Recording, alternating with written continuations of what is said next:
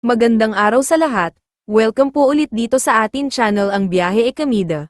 Maraming salamat sa lahat ng nag-subscribe. Indeed, punta tayo sa atin topic, April 4, 2025, Standout Beauties at ABS-CBN Ball 2025 They came, captured everyone's attention, and conquered the red carpet, dazzling gowns, show-stopping looks, and undeniable star power. The ABS-CBN Ball 2025 once again proves why it's one of the most glamorous nights in Philippine entertainment, with the theme, Brighter Together. The country's biggest stars, dressed to the nines, gather tonight, April 4, 2025, at the luxurious Soler Resort North, as the red carpet transforms into a runway of breathtaking couture and unforgettable fashion moments. Some celebrities rise above the rest, radiating beauty, confidence, and style that leaves everyone in awe. They are perfection from head to toe. They are standouts. Get ready to witness the fashion flair these stunning stars bring to the ball, and beyond the glitz and glam,